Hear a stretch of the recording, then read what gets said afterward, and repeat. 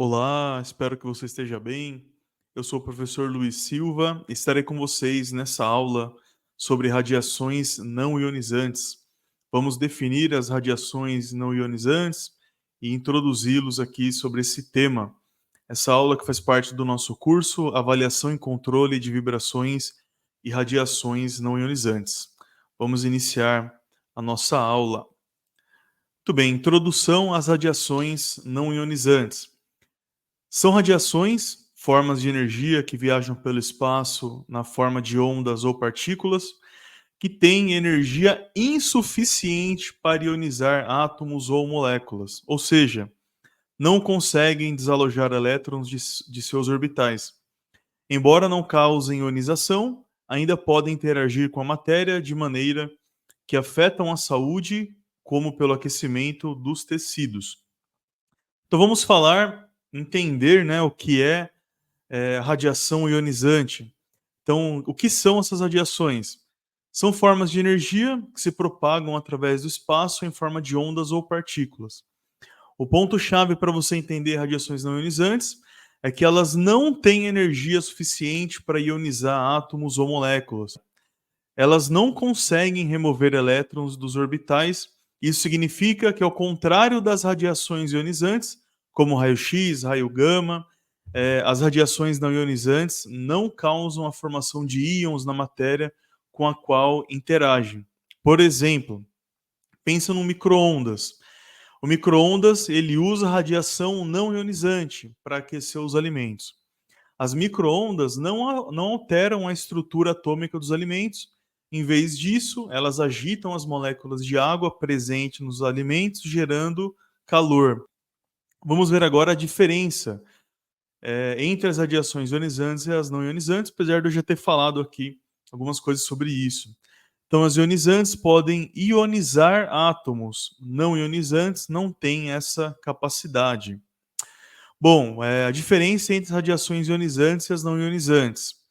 As radiações ionizantes, elas têm energia suficiente para remover os elétrons dos átomos, resultando na formação de íons. Esse processo pode causar danos celulares, como mutações do DNA, que são preocupantes e são problemas significativos para as pessoas, né? E quando há exposição na área ocupacional às radiações ionizantes, né, há todo um controle específico ali e uma série de legislações que a gente deve atender, como as normas da CENEM. Vamos falar sobre os tipos de radiações não ionizantes. Então, o espectro eletromagnético cobre uma ampla gama de frequências, desde ondas de rádio de baixa energia até os raios gama de alta energia, que já é uma radiação ionizante. Então, o que vai diferenciar as radiações não ionizantes, determinar os seus tipos, são as frequências, né, nesse espectro aqui de onda. Então, as radiações não ionizantes situam-se na parte de baixa frequência do espectro, com comprimento de ondas maiores. Então, vocês podem ver aqui, nós temos a demonstração da frequência. Conforme eu aumento a frequência, né, e diminuo o comprimento de onda, vai se alterando ali o tipo de radiação não ionizante e depois as radiações ionizantes. Então, quais são as radiações não ionizantes?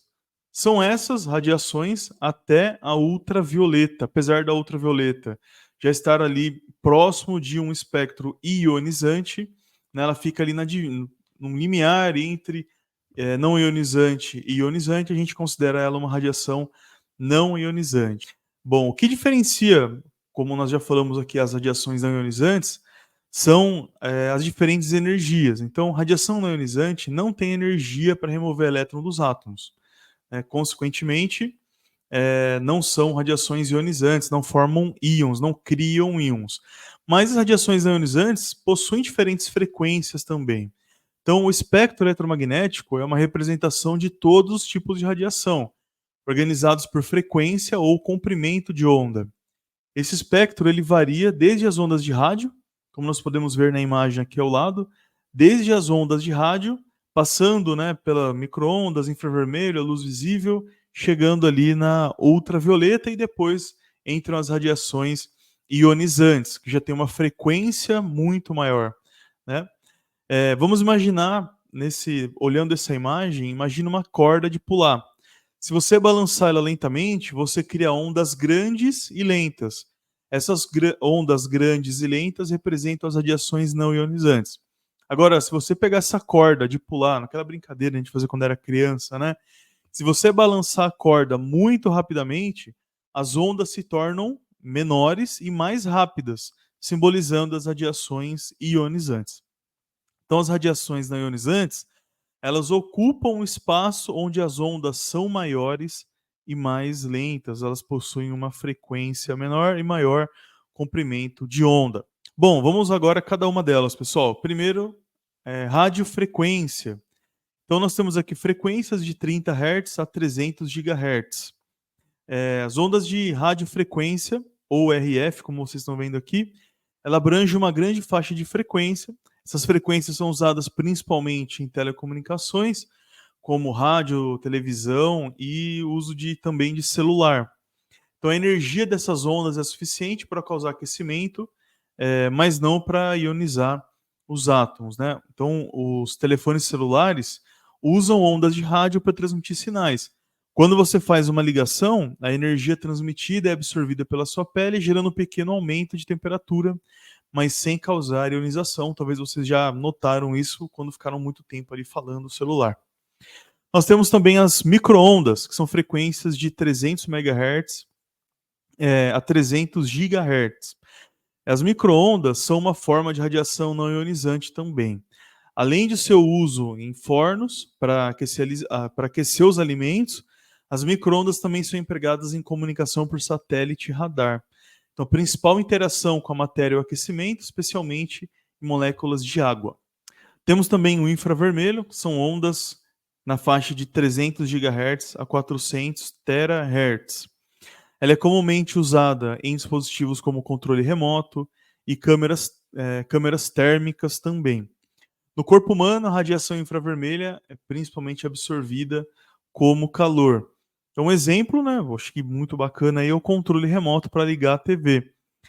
Quando você aciona o botão ali no controle remoto, ele está enviando pulsos de radiação infravermelha e embora a gente não veja essa radiação, ela é percebida pelo receptor da TV e é convertida em uma ação como mudar de canal.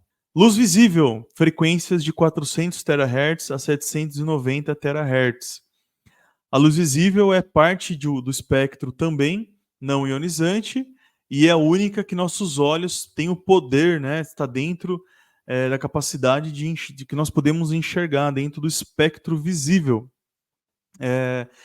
Essa onda, essa radiação não ionizante, é essencial para a nossa visão, né? Porque dentro dessa faixa, desse espectro visível, nós podemos ver ali as diferentes cores e cada cor também está numa frequência específica. Um exemplo, quando a luz do sol passa por um prisma, a gente tem a capacidade de dividir a luz branca e enxergar ali o arco-íris de cores. E cada cor, como eu disse para vocês, corresponde a uma frequência diferente dentro do espectro visível. Ultravioleta são frequências de 790 THz a 30 petahertz. A ultravioleta, que é dividida em várias faixas, nós temos a ultravioleta A, UVB e UVC. A UVC e a UVB têm energia suficiente para ser considerada ionizante em algumas circunstâncias. Mas a maior parte da radiação ultravioleta que nós recebemos do Sol é a UVA. A UVA, ela não é ionizante, né, mas ainda pode causar danos na pele. Então, quando a gente está exposto ao sol sem proteção, a radiação ultravioleta pode causar queimaduras na pele. Acho que todo mundo já sofreu isso em algum momento. Bom, e é isso, nós finalizamos aqui a nossa aula sobre introdução às radiações não ionizantes e os tipos de radiações não ionizantes também. Espero que vocês tenham gostado da aula e se ficou com alguma dúvida, não deixe de encaminhar aí a sua pergunta. Obrigado, pessoal, pela atenção e até a próxima aula.